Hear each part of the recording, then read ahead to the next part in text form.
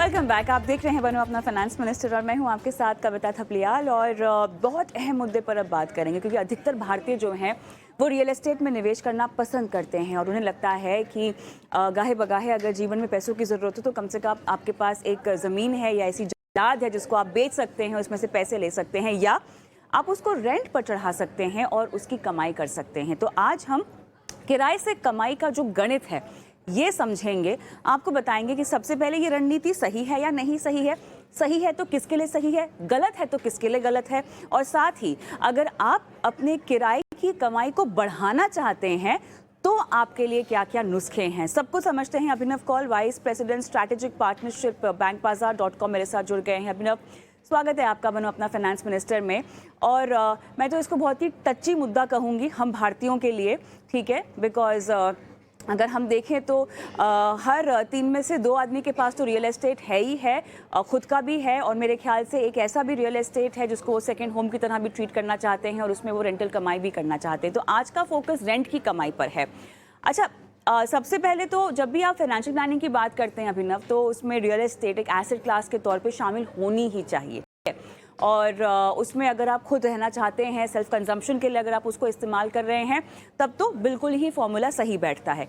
लेकिन अगर आप उसमें नहीं रह रहे हैं, अगर आप उसको एक इन्वेस्टमेंट के तौर पर देख रहे हैं मौजूदा समय में, अभिनव, क्या ये फैसला सही होगा? शुरुआत बहुत बेसिक से मैं शुरू करना चाहती हूँ उस चर्चा की, बताइए।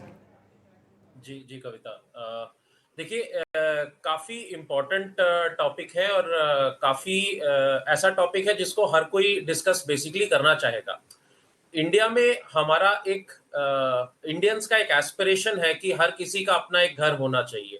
इनफैक्ट हमने एक सर्वे भी किया था जिसमें कि हमारा एक एस्पिरेशन इंडेक्स 2023 था, जिसमें कि घर अपना होना नंबर 3 पे आता है ओवरऑल इंडियंस की एस्पिरेशंस में। तो देखिए, काफी इंपॉर्टेंट टॉपिक है। इसमें सबसे पहली बात जो आपने और सही बात बोली कि घर को आप पहला जब घर लेते हैं तो आप अपने कंजम्पशन के लिए लेते हैं।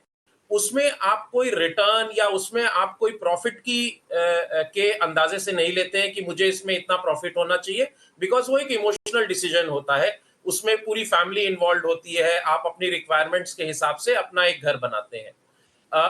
यदि आप अपने एसेट को एक डाइवर्सिफाई करके एक और एसेट लेना चाहते हैं घर के तौर पे, तो देखिए, इसमें बहुत आपको मैथ की जरूरत है। अपना एक आपको इसमें कैलकुलेशंस करने पड़ेंगे, क्योंकि ओवरऑल जो लॉन्ग टर्म देखा गया है कि आपकी जो रिटर्न ऑन एसेट है, वो अगर हम आरबीआई का इंडेक्स भी देखें, जिसमें कि आपका जो हाउसिंग प्राइस इंडेक्स है, वो almost over a period of 10 years, 8 to 10 years जो है आपको रिटर्न जो देता है वो एक एफडी के बराबर दे रहा है आज की डेट में।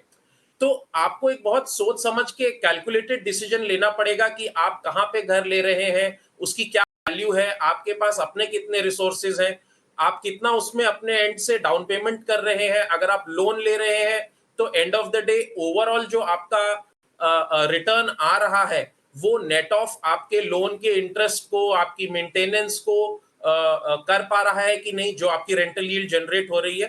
तो एक काफी बहुत स्पेसिफिक इसका आंसर नहीं है, इंडिविजुअल टू इंडिविजुअल डिपेंड करेगा कविता। हर किसी को अपने लिए इसकी कैलकुलेशन करनी पड़ेगी।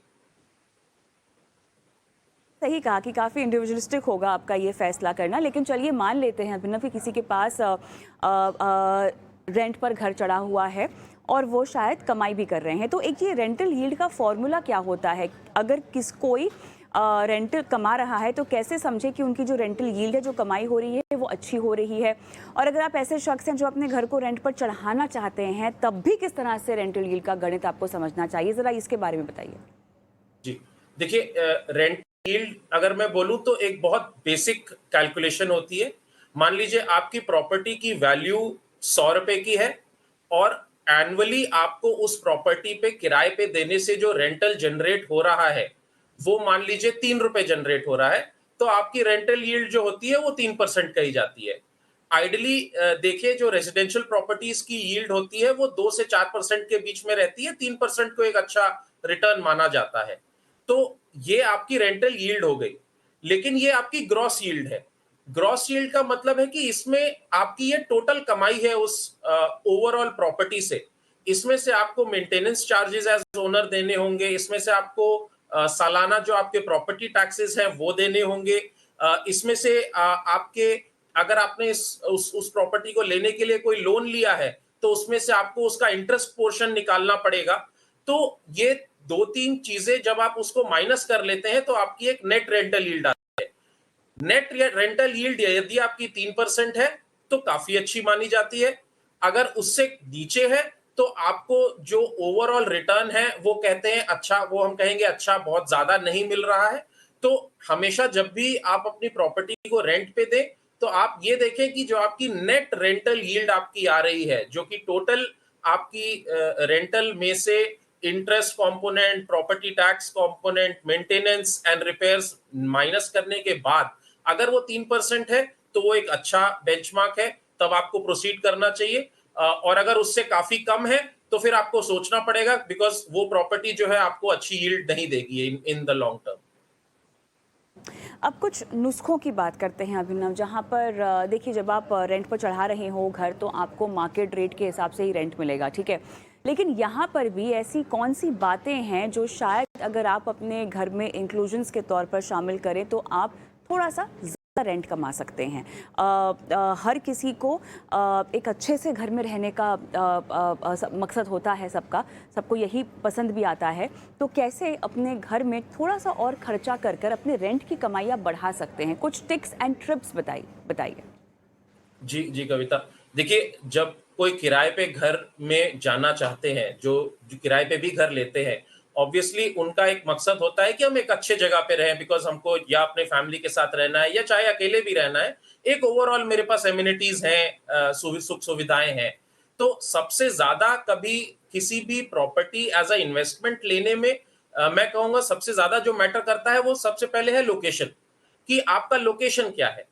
यदि आपका लोकेशन एक प्राइम लोकेशन है, कोई अपकमिंग मॉल्स हैं या अदर स्पोर्ट्स सेंटर्स हैं, कम्युनिटी सेंटर्स हैं, एक प्रॉपर आपका एक रेसिडेंशियल हब, चारों तरफ सारी चीजें बनी हुई हैं, हॉस्पिटल्स हैं, स्कूल्स हैं, तो एक लोकेशन बहुत ज्यादा मैटर करता है कविता सबसे पहले। तो ये तो हो गई बाहर की बात।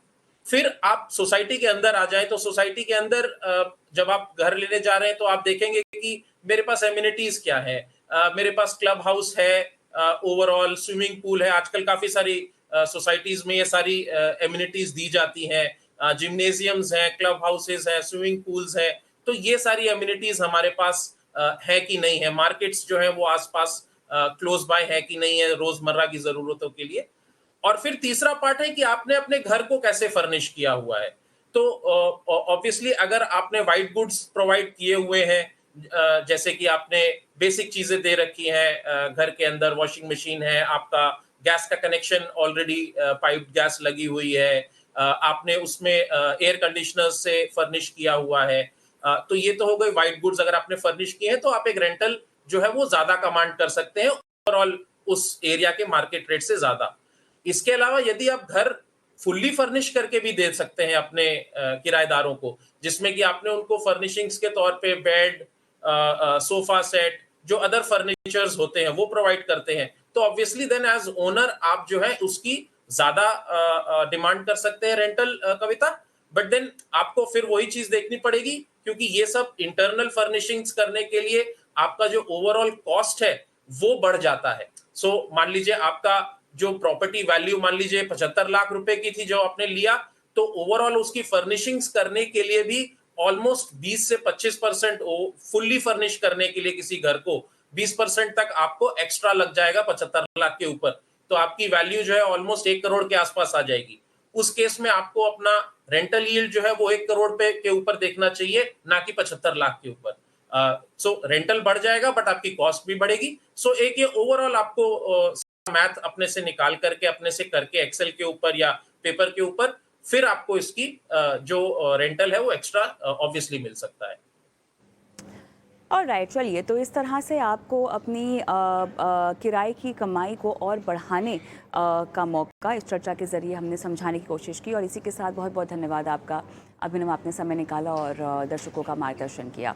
और चलिए हम Thank आगे you. बढ़ते हैं और क्योंकि ये एक ऐसा शो है जहाँ पर हम आपकी कमाई, आपके खर्च और आपके निवेश का ख्याल रखते हैं, तो खर्च की बात करते हैं।